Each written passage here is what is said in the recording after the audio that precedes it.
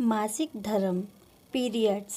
साक्षी की नई नई शादी हुई। बहुत सपने थे उसके, जैसे हर लड़की को होते हैं। शादी को लेकर, अपने जीवन साथी को लेकर, जीवन की नई शुरुआत को लेकर। पहली बार वो अपने ससुराल आई। साक्षी एक पढ़ी लिखी, खूबसूरत, आज के ख्यालों वाली लड़की थी। दोनों की जोड़ी ऐसी कि किसी का नज़र ना लगे। वो गुड़गांव में एक आईटी कंपनी में ऊंची पोस्ट पर था। साक्षी की सास ससुर भी पहले सरकारी नौकरी में कार्यरत थे, पर अब वह रिटायर हो चुके थे। देवर भी बढ़िया सी नौकरी कर रहा था। सब कुछ एकदम अपनी जगह पर सही था। शादी के दिन सारी विधि करते करते और घर आते आते बहुत रात हो गई। आते आते ही साक्षी की सास ने एक छोटी सी घर में पूजा विधि कर ली। साक्षी की बहन राधा ने सास को समझाने की बहुत कोशिश की कि सब बहुत थक गए और बाकी की विधि दूसरे दिन कर लेंगे, पर वो सुनने के लिए तैयार नहीं थी। दूसरे दिन घर की बाकी रस्में निभाई गई। 2-3 दिन के लिए तैयार ही नहीं थी। बाद साक्षी में रसोई की पूजा कराई गई और उससे पहली रसोई में हलवा बनवाया, जो सबको बहुत पसंद आया। ससुर जी ने बहू को शगुन के तौर पर 1100 रुपये दिए और खूब आशीर्वाद देकर कहा कि ऐसे ही घर की अन्नपूर्णा बनना। सास ने साक्षी को कमरे में बुलाया और कहा, परसों मैंने तुम दोनों के वैवाहिक जीवन, सुख शांति, नवग्रह शांति आदि के लिए पूजा रखी है। सुबह अंधेरे ही उठ जाना, बाल धो के अच्छे से नई कोरी साड़ी पहन लेना। साक्षी सब कुछ बड़े ही गौर से करके सुन रही थी। अचानक सास ने पूछा, अच्छा तुम्हारी तारीख कब की है? मासिक धर्म। कहीं ऐसा ना हो कि मैं इतनी तैयारी करूं और तुम सब पर पानी फेर दो। साक्षी की ये सब सुनकर बात थोड़ा अजीब लगा, पर ज़्यादा ध्यान नहीं दिया। वो बोली, नहीं माँ जी, अभी 5-6 दिन है तारीख को, कोई गड़बड़ नहीं होगी। हाँ, पर शादी की दौड़ भाग दौड़ में कुछ कह नहीं सकती। सास बोली, तो एक काम कर ले, गोलियां खा लेना ताकि पूजा में कोई विघ्न न आए। साक्षी पर सर हिलाकर अपने कमरे में चली गई। पूजा विधि सब ठीक से हो गई। सभी रिश्तेदार अपने अपने घर लौट आए। सुमित की भी छुट्टियां खत्म होने वाली थीं। वो कमरे में आई और सुमित ने जोर से साक्षी की अपनी तरफ खींच लिया अपनी बाहों में। वो उसके करीब आने की कोशिश कर रहा था। उतने में साक्षी बोली, सुमित, मुझे तुमसे कुछ बात करनी है। पर सुमित कहाँ सुनने को तैयार। साक्षी ने कहा, सुमित प्लीज़, बात ज़रूरी है आज माँ जी। उतना सुनते ही सुमित साक्षी की तरफ देखकर बोला, क्या हुआ? कुछ कहा क्या माँ ने? साक्षी बोली, माँ जी ने कहा है कि अभी घर में मंगलमय वातावरण है, इसलिए अभी कुछ ऐसा मत करना। चाहो तो मैं तुम्हें बाद में खुद टिकट निकाल कर दूंगी, तब खूब घूम लेना मन भर के। सुमित, तुम्हें नहीं लगता ये सब थोड़ा अजीब है? उतने पर सुमित ने साक्षी से कहा, माँ थोड़े से पुराने विचारों की है। वो बाहर से जितनी कड़क स्वभाव की दिखाई पड़ती है, अंदर से उतनी ही नरम है। तुम कभी भी उन्हें किसी चीज़ के लिए मना मत करना, क्योंकि यही छोटी छोटी चीज़ें दिल में घर कर जाती हैं और आगे कितना कुछ भी कर लो फिर दिमाग से जाती नहीं। मैंने माँ को कभी किसी बात के लिए मना नहीं किया और सिर्फ 4-5 महीने की ही बात है। एक बार फ्लैट का बचा काम पूरा हो गया, फिर तुम मेरे साथ ही रहोगी। फिर तुम्हें जैसा कर रहना है वैसा रहना। मेरी तरफ से कोई बंधन नहीं रहेगा। उसे सुमित की सारी बातें समझ आ गई और उसकी मम्मी ने भी यही समझाया था कि शुरुआत के कुछ दिन ससुराल वाले बोले वैसा ही करना, चाहे तुम्हारी इच्छा हो या ना हो। अगर तुम्हें सभी के दिलों में अपनी जगह बनानी है तो वो जैसा बोले वैसा करना। 5-6 दिन बाद सुमित चला गया। सब कुछ एकदम बढ़िया चल रहा था। तभी साक्षी को मासिक धर्म पीरियड्स आ गए हैं। अब तो उसकी सास उससे बात करना तो दूर, उसकी तरफ देखने तक को तैयार नहीं थी।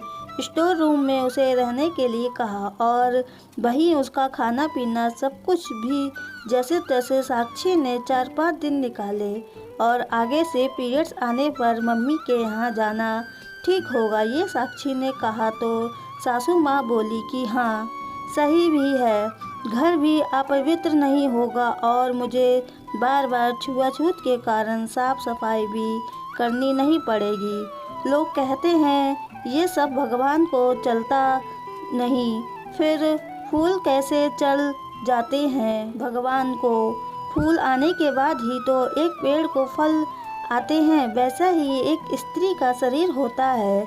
गर्भ धारण करने के लिए मासिक धर्म जरूरी है, इसके बिना तो इंसान का जन्म ही नहीं हो सकता। जाने दो क्यों मैं इतना सोच रही हूँ, मुझे कहाँ यहाँ रहना है, 4-5 महीने की तो बात है, फिर निकलना ही है। ऐसा कहकर उसने खुद को समझाया।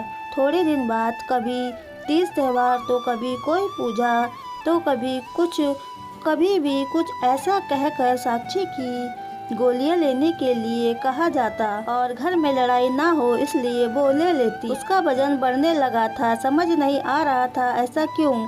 खाना भी लिमिट में थे, एक्सरसाइज भी समय पर करती थी। चिड़चिड़ाहट बहुत ही हो गई थी और शारीरिक और मानसिक तनाव से वो अलग पर सुमित के पास जाकर सब ठीक हो जाएगा, ऐसा सोचकर खुश हो जाती। कहते कहते साल भर निकल गया।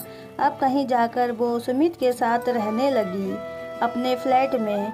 सब कुछ बढ़िया चल रहा था, एकदम मन जैसा। कभी कभी सास का फोन आ जाता कि अभी ये पूजा है और वैसी कोई बात हो तो गोलियां ले लेना। सुमित तो मना कर ही नहीं सकता और वो खुद की समझाती कि बस एक बार कहीं नौकरी लग जाए तो यह कहकर मना कर दूंगी कि छुट्टी नहीं मिल पाई और बार बार गोलियां भी नहीं लेनी पड़ेंगी। ऐसे ही छुट्टियों में दोनों घर गए, सभी नाते रिश्तेदार भी आए हुए थे। तभी सुमित की बुआ जी बोली, बहू हमें पता है तुम दोनों नए ख्यालात के हो, पर शादी के 3 साल हो गए हैं, कुछ सोचा है बच्चों के बारे में या अभी और समय चाहिए। भाभी तो भगवान के हाथ धोकर पीछे पड़ी रहती हैं, पर कोई खुशखबरी मिलेगी ऐसा लग तो नहीं रहा। और सभी उनकी तरफ देखकर हंसने लगे, पर साक्षी को ये बात तीर की तरह चुभी। उसने कमरे में आकर सुमित से कहना शुरू ही किया था कि सुमित बोला, तुम चिंता क्यों करती हो, अभी हमारी उम्र थोड़ी ना निकल गई, घर जाके किसी अच्छे से डॉक्टर को दिखा कर इलाज कर लेंगे। 2 दिन बाद वे एक अच्छे गायनेक के पास गए। डॉक्टर ने बैठने के लिए कहा। उन्होंने डॉक्टर को सारी बातें विस्तार से बताई। इतने में डॉक्टर ने कहा कि तुम पहले मुझे साक्षी तुम ये बताओ कि क्या तुम्हें हर महीने पीरियड्स आते हैं या उसमें कोई प्रॉब्लम तो नहीं है। साक्षी ने बताया कि उसे ज़रूरत पड़ने पर पीरियड्स आगे होने के लिए गोलियां लेनी पड़ती हैं। डॉक्टर गुस्से में बोली, क्या फ़ायदा तुम्हारा पढ़ा लिखा होने का, तुम आजकल की लड़कियां अगर सिर दर्द की भी गोली लेती हो तो उससे पहले साइड इफ़ेक्ट्स के बारे में पता करती हो। और तुमने तो साक्षी, मैं तुमसे क्या कहूँ, अब तुम्हें थोड़ी भी कल्पना है गोलियों लेकर इनका तुम्हारे शरीर पर कितना बुरा असर होता है। तुम्हारी फैलोपियन ट्यूब में ब्लॉकेज आ गए हैं इन गोलियों के कारण, और शरीर में होने वाले हार्मोन बदलने के कारण तुम्हारी दोनों ओवरीज डैमेज हो गई है, तुम्हारे गर्भाशय में गांठें बन गई हैं, तुम्हारे माँ बनने के चांसेस कम से कम 90% तक कम हो गए हैं। फिर भी मैं कोशिश करूँगी गोलियां देकर देखती, अगर गांठें गल जाएं तो, वरना तुम्हारा गर्भाशय निकालना पड़ेगा क्योंकि इन्फेक्शन भी फैल सकता है। ये बातें सुनकर साक्षी के हाथ पैर ठंडे पड़ गए थे। सुमित का भी यही हाल था। उन्होंने सोचा भी नहीं होगा कि इसका परिणाम इतना भयानक होगा। वो गुस्से में उठी और डॉक्टर से बोली, मुझे पता है मुझे ये नहीं कहना चाहिए, लेकिन आप बताओ मुझे ऑपरेशन के लिए कब आना है। डॉक्टर बोली, आप ये क्या कह रही हो साक्षी, और नहीं तो क्या, ना गर्भाशय रहेगा, ना पीरियड्स आएंगे और ना मेरे कारण किसी का घर अपवित्र होगा। सही कहा ना मैंने। सुमित और वो वहाँ से चली गई। सुमित की राह न देखते हुए सुमित के पास इसका कोई जवाब नहीं था।